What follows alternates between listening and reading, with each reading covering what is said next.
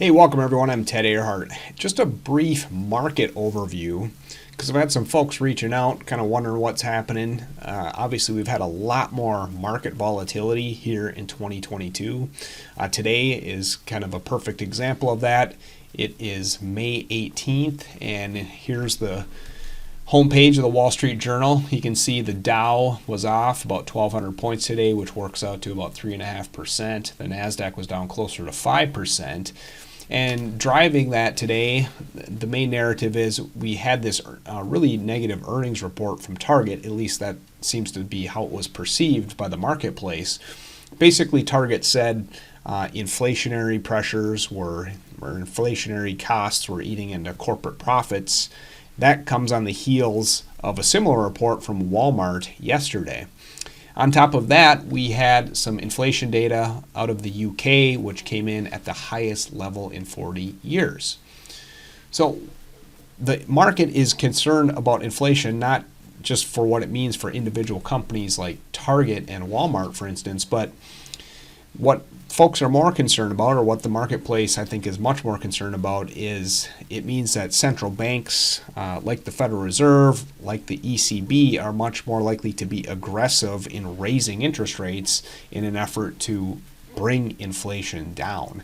And it's often said we're going to try to cool the economy, but I think that really is often a euphemism for causing a recession ultimately. And what happens when we have a recession? Well, it means that corporate profits go down, and that gets priced into stock prices, of course.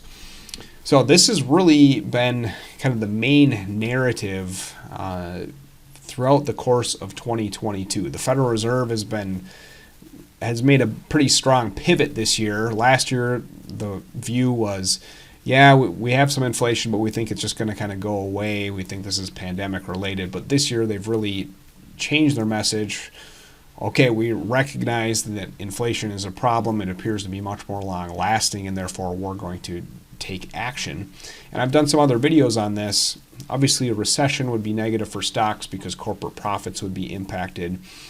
But also, rising interest rates are negative for stocks, generally speaking, for a couple other reasons. Obviously, when bond yields go up, it makes bonds look more attractive relative to stocks, and there's also a discounting effect, which is kind of technical, and I'll leave that one for today.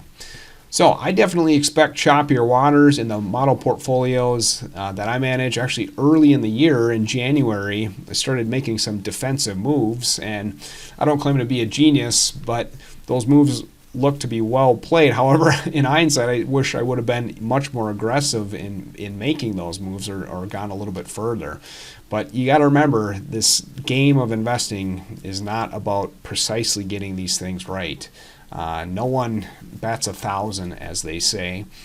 And market volatility is part of the game, which is why it's so important, especially if you're retired, that you have a strategy to weather through these periods of choppy waters. And in fact, I just did a video on that, which I'll try to link up here if you're watching on YouTube, or I'll drop that in the description on one of the other platforms or the comment section.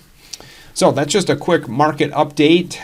We're in for rising interest rates, and that's going to create headwinds for risk assets like stocks, like real estate, and so forth. So make sure you're prepared for that as best as you can. If you want to have a discussion, feel free to reach out. Thanks for watching. I hope we'll see you in the next one.